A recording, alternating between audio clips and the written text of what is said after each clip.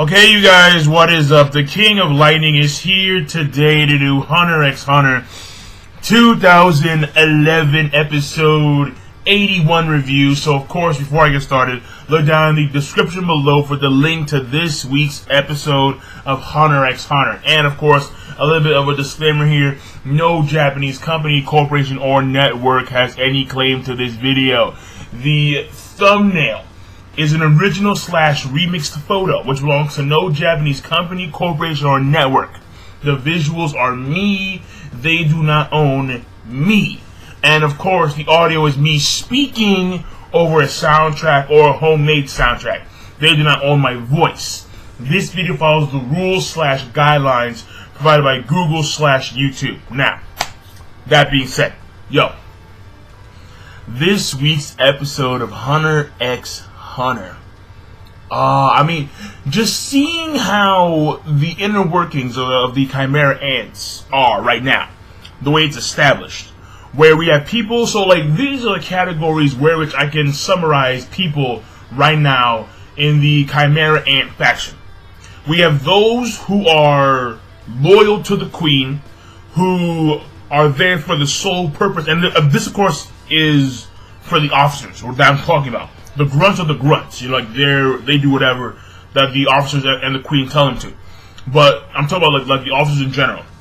So getting back to what I was saying, the officers who follow loyally and faithfully the Queen, they do the Queen's bidding to their utmost.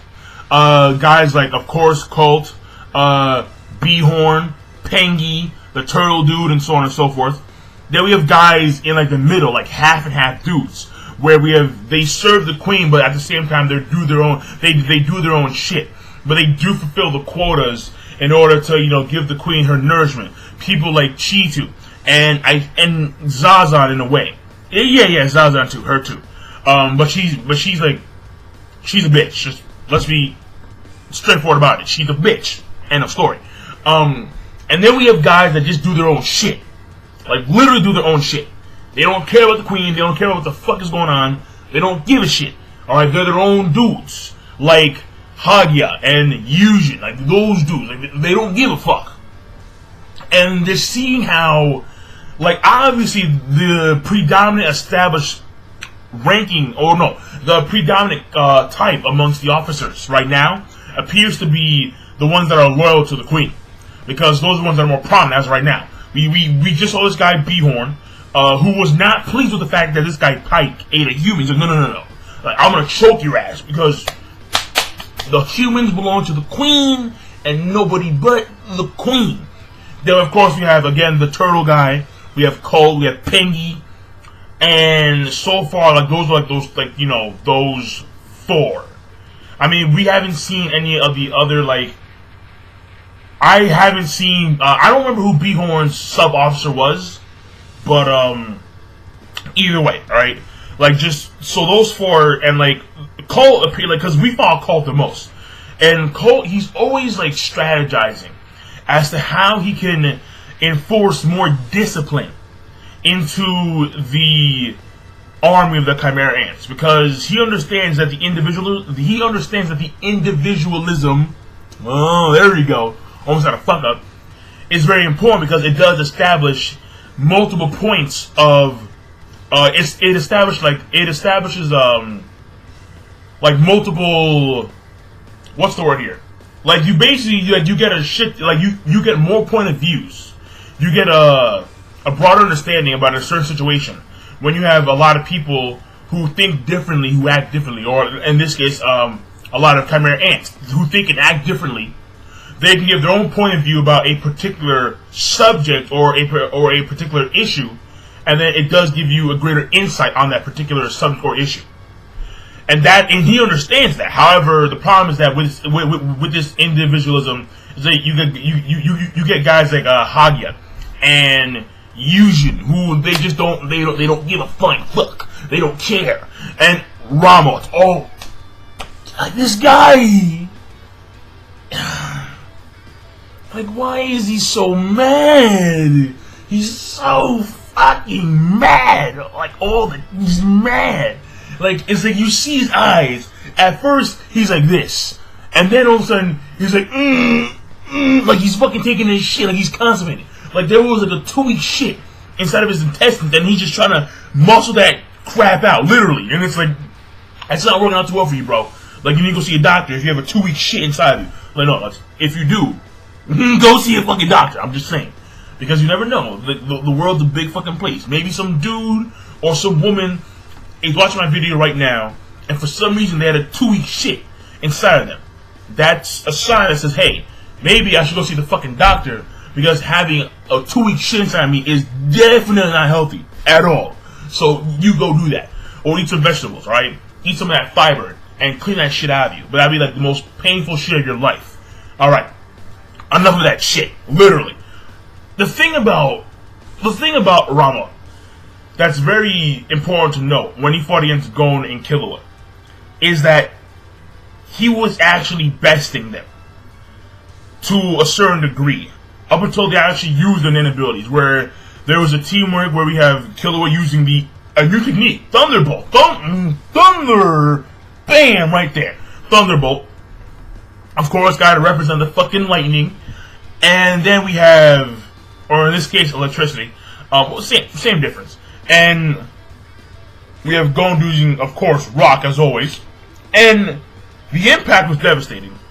And we saw the aftermath where Rama, he was in like the cave, or he was in a queen's lair, and he was done.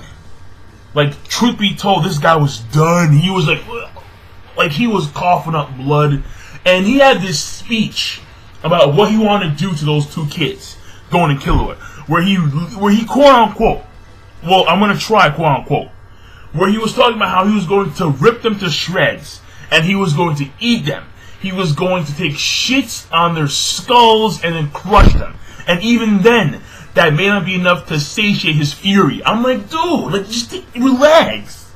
He's on like level 20. He's like, bring it down to level 3. Just to take it easy, man. Relax, easy, chill. He's so fucking mad. He's so mad. Like, it's like, bro, he's like a fucked up rabbit human Hulk. It's like, bird, rabbit, human Hulk. Like the way, and I understand that the whole entire thing about the horses were like, apparently like it's a trait of birds where like the birds, they put sometimes they impale their prey on sharp objects like twigs and shit.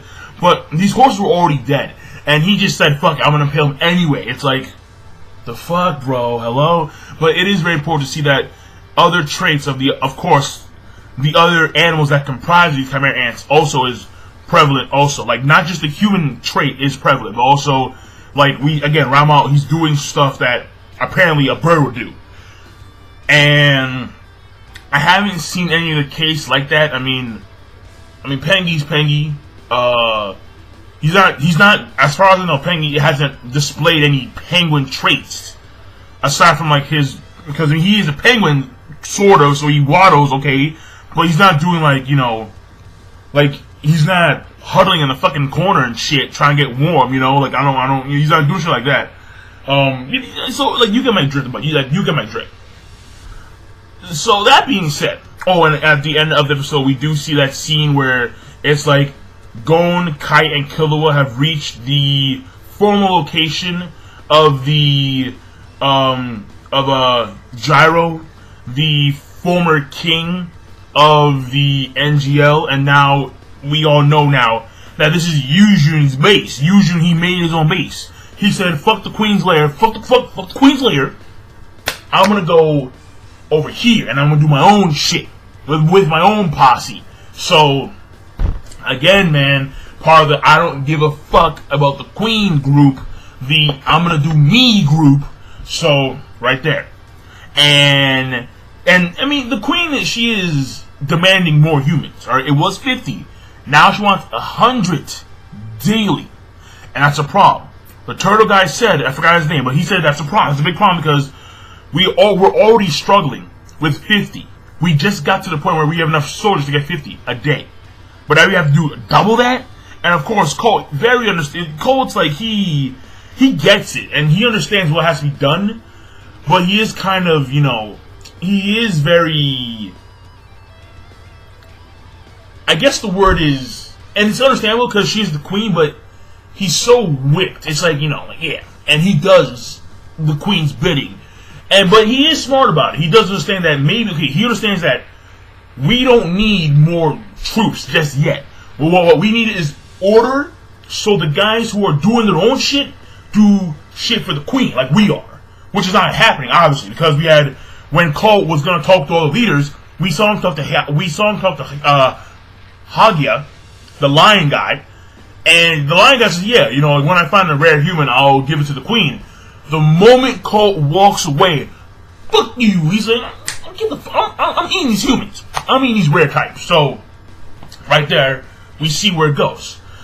Now, the big thing here is that the rare types are now being targeted because of Zazan. And when she caught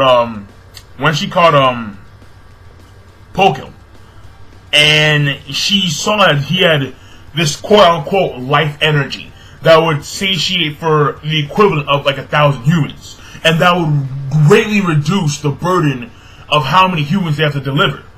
And now these red types are being targeted. So and Pokel, he's not that strong anyway. He's not that strong of an end user at all. He's just not. So imagine if they got someone like, Gome or Killua, like who have been through a lot of training. They would satiate at least 100,000. And then that's probably like at least 100,000. Let alone kites. So, right there, man, like right there. And that's my thing about that. So, they're targeting the rare, quote-unquote rare types. They're gunning for Nen users.